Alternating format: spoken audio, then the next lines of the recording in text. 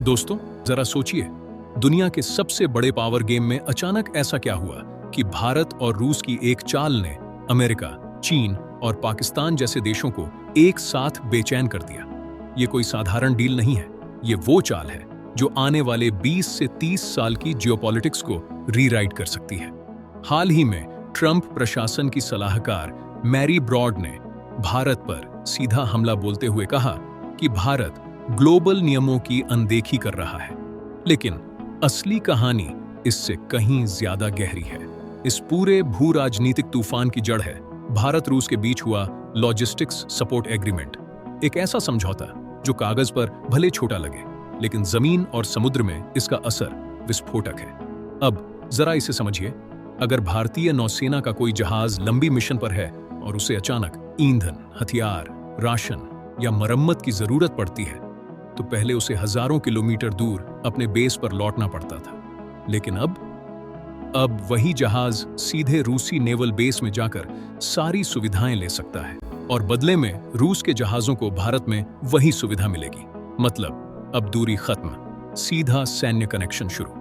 और यहीं से अमेरिका की बेचैनी शुरू होती है, क्योंकि इसका मतलब है कि हिंद महासागर से लेकर आर्कटिक तक भारत की मौजूदगी अब सिर्फ कागजों में नहीं, बल्कि असल जमीन और समुद्र में दिखेगी। इस डील के तहत दोनों देश एक दूसरे के क्षेत्र में 3000 सैनिक, 5 युद्धपोत और 10 सैन्य विमान तक तैनात कर सकते हैं। यानी ये सिर्फ सपोर्ट एग्रीमेंट नहीं, बल्कि एक साइलेंट मिलिट्री अलायंस की नींव है।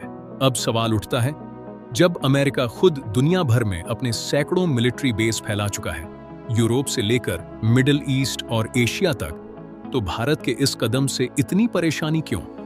जवाब सीधा है, क्योंकि भारत अब किसी एक खेमे में नहीं खेल रहा, बल्कि दोनों तरफ से फायदा उठा रहा है, जिसे कहते हैं स्ट्रेटेजिक ऑटोनॉमी। और यही अमेरिका को सबसे ज्यादा चुभ रहा है, खासकर तब जब ईरान के मुद्दे पर अमेरिका पहले ही दबाव में है और उसे लगता है कि रूस के सपोर्ट की वजह से ईरान झुक नहीं रहा। ऐसे में भारत का रूस के साथ खड़ा होना अमेरिका के पूरे गेम प्लान को कमजोर कर सकता है। और इसी वजह से अब अप्रत्यक्ष धमकियां दी जा रही हैं, जैसे कि स्ट्रेट ऑफ हॉर्मुज में भारतीय जहाजों के लिए मुश्किलें खड़ी की जा सकती हैं, जहां से भारत का लगभग 60% तेल गुजरता है। लेकिन दोस्तों, कहानी यहीं खत्म नहीं होती। असल मास्टर स्ट्रोक तो अब शुरू होता है। यह डील सिर्फ हिंद महासागर तक सीमित नहीं है, बल्कि यह भारत को सीधे उस इलाके में एंट्री दिला रही है जहां आज तक सिर्फ सुपर पावर्स का दबदबा रहा है, और वो है आर्कटिक। हाँ, वही आर्कटिक जहां बर्फ पिघल रही है और उसके नीचे छुपे हैं खरबों डॉलर के संसाधन और नए समुद्री रास्ते।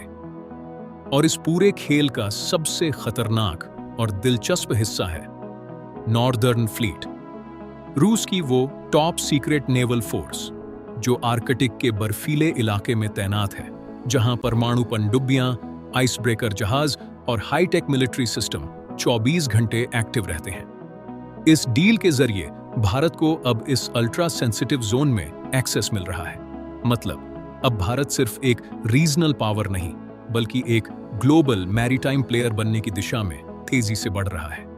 और यही वो पॉइंट है जहां चीन की टेंशन भी बढ़ती है, क्योंकि चीन पहले ही खुद को नियर आर्कटिक स्टेट घोषित कर चुका है और वहां अपनी मौजूदगी बढ़ाने में लगा है। लेकिन अब भारत रूस की जोड़ी उस इलाके में एक नई चुनौती बनकर उभर रही है। सोचिए, जहां पहले भारत की नौसेना हिंद महासागर तक सीमित मानी जाती थी, अब वही भारत आर्कटिक में ऑपरेशन करने की तैयारी कर रहा है, नए ट्रेड रूट्स को एक्सप्लोर कर रहा है और आने वाले समय के ग्लोबल सप्लाई चेन में अपनी जगह मजबूत कर रहा है। यह सिर्फ एक डील नहीं है, यह एक साइलेंट रिवॉल्यूशन है, एक ऐसा बदलाव जो दुनिया के पावर बैलेंस को धीरे धीरे लेकिन गहराई से बदल रहा है।